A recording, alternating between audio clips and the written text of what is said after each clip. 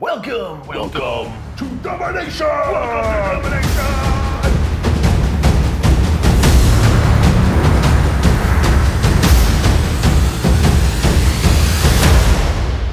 Yeah, here we are. This is a pretty cool game. It's got a lot of little pieces. It's about World War II, and we're here to talk about it. We are. I am Nicholas. Welcome here. I'm Tycho. We're both from Play on Tabletop, and we are here giving you a preview of Domination, or as it's currently titled. It is a Kickstarter game coming out soon, and we were sent a copy to take a look at, and we have taken a look at it. And it's pretty cool. Wow, is it big? It is, and it's got a lot of little moving parts and a lot of rules, so we are not super duper awesome at it yet. This is, at its heart, a simulation game of World War II. You may have seen other games like Axis and Allies and stuff like that that have a full map of the board. This is a map of the world, but it is so much more than that. This has very intricate detail on how the US enters the war, how China enters the war, how you attack countries. You can develop A-bombs, you can, rocket your opponents, you can sink enemy convoys, you can attack with your airplanes. There's all sorts of really detailed stuff. What actually was really cool that you started to get into that I wanted to mention before you go too much further is the map. And this actually is a map. Even though it looks like a sort of grid, we are looking down at the world at the North Pole in the middle here, and the map actually sort of folds out around that to really give an interesting representation of what the world was like in this time period. Yeah, and so all the ones are connected. So loosely, we've got Russia here, you've got Germany here, England over here, and then you've got the United States and the Pacific Theater, all kind of connecting where they kind of should connect. And so you can only go from territory to territory, and you move along the There's arrows that prescribed display, routes. Yeah, prescribed routes. Some of them are ocean only, as in you can't get to Australia by a land route. This is a good That would be fun. Yeah, that would be fun. Some of the vehicles are amphibious, I thought. I don't know if Churchill built kind of seaworthiness on that scale. Domination at its heart is a 2 to 4 player game, and it's intended to be tried to play the entirety of World War II in about 90 minutes. It's a very ambitious goal. It is. In our playthrough, we're kind of thinking that you really need to know the rules well to do that in 90 minutes. So don't expect your first run through to take that long. You're really gonna have to play it a couple times before you get to that point, because there's a lot here. And there's a lot of rules. There's a lot of rules. I believe printed out, we were looking at 27 pages. There were some parts that I had to read a few times to get fully down. So be prepared to be able to sit with it a little bit and let the rules kind of go through it and make your first playthrough, like you say, a little bit. Give it double time.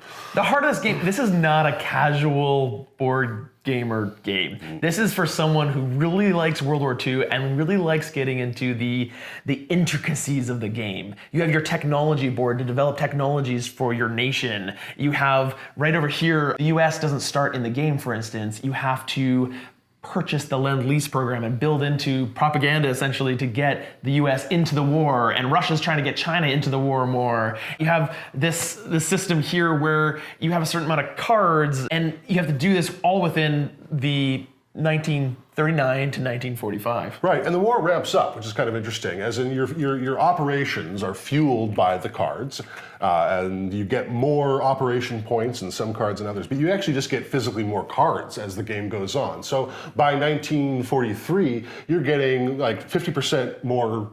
You'll be able to all of your turns. do more. Yeah. So the game ramps up as it starts. The war starts, and by the end, it's really cooking, and you can really pull off some amazing maneuvers. Yeah. You can move farther. You can kill more stuff. You can build more units. But this game represents all the intricacies of the war. You have neutral forces. You have Italy and France, which can switch sides. You have neutral territories like Brazil and Finland and Norway, all kind of have some role in this game. On your turn, you're gonna get a hand of cards. How many cards you get depends on what year it is and what nation you are. On these cards are a whole bunch of different symbols, and each of these symbols represents different things like attacking, moving, developing technology, and things like that. You will take a look at your deck of cards, and you will only pick one, and then you will pass the rest of the cards to your neighbor. And then I get to, I wonder what he took.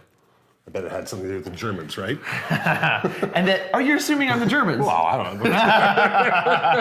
Then I get to pick one card, draft it, as it were, and pass it on to the last person. The last person to get the last 2 cards gets to pick one of those last 2 to draft, and the last one's discarded. So in essence, people have all seen what's available. You're passing around the cards, kind of like Seven Wonders or Sushi Go, things like that. Yeah. But you don't know exactly which ones they picked. Exactly. Yeah.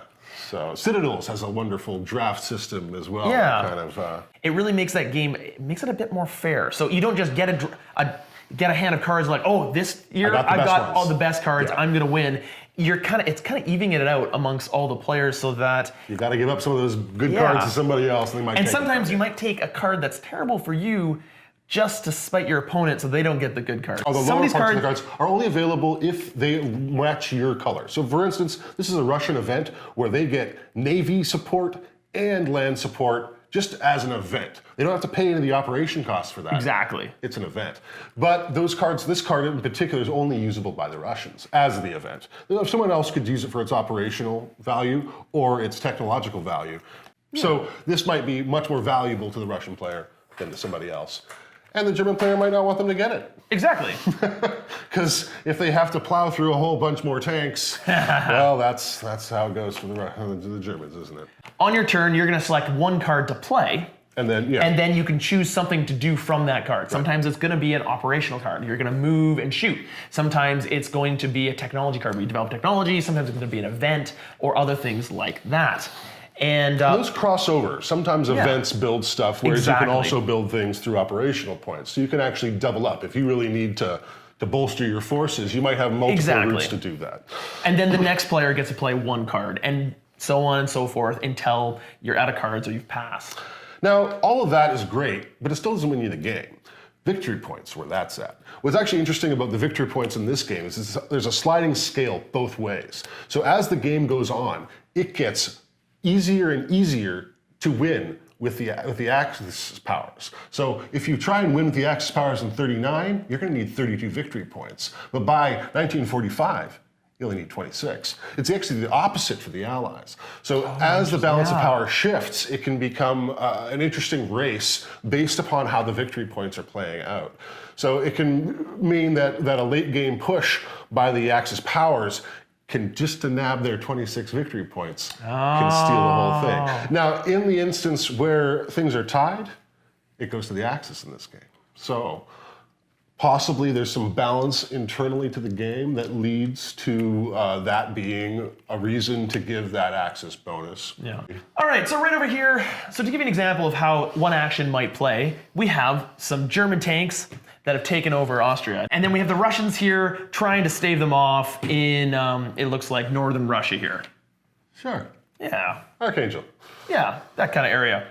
So, let's say it's the Russians' turn here. They want to counterattack the German offensive here. It's always a good plan. Yeah. Tanks should be on the front, doing their thing. All the way. So they're gonna choose one of the cards to play, and we're gonna try to do the operational play. So I'm going to choose a card with a high value for operations, such as this one, to use the operations value. I've got an operations value of 5. All right, so now you check your technology tree to see how hard it is for you to kill stuff. So I've got a technology board that says how well my technology is developed in my tanks, for instance. And it says to kill these tanks, I'm going to need 3 operations per tank I want to kill. However, I only have 5, so I can kill 1. So on my turn, I go boom, kill one of the tanks, and there we go. I have fought back and killed 1 tank. Bastards! I still have 2 operations left. I can either spend that to other stuff, or I can tap the card like this to save 1 operation point for future. Next time, yep. Which is always a good idea, because having more points lying around for future operations, as in next time you could have done 2 kills with that same card if you had one saved from before. It's all going to be about utilizing your cards the most efficiently to both do damage to your opponent and to build up technology for the future. Mm-hmm. Well, and to find the balance between which countries need to go out and make their presence known. That's true. Yeah. And who can stay back and say, I need to build up my forces to defend against the Yeah. rushing. Also, turn order is going to be massive in this game. It's true. You got to keep an eye on that. Right. So, as in the Germans go first, and I think it's for a reason. They need to have the impetus to start the war, right? So it's they've built into this game a lot of the specific actions that would represent the history of the 100%. Yeah. All right. So overall impressions. Would you play this game again? Oh, absolutely. I think that playing this game is one of those things that you'd get into with someone that you know and really kind of work your way into it to find that struggle that really makes someone with a love of history. Absolutely. Yeah.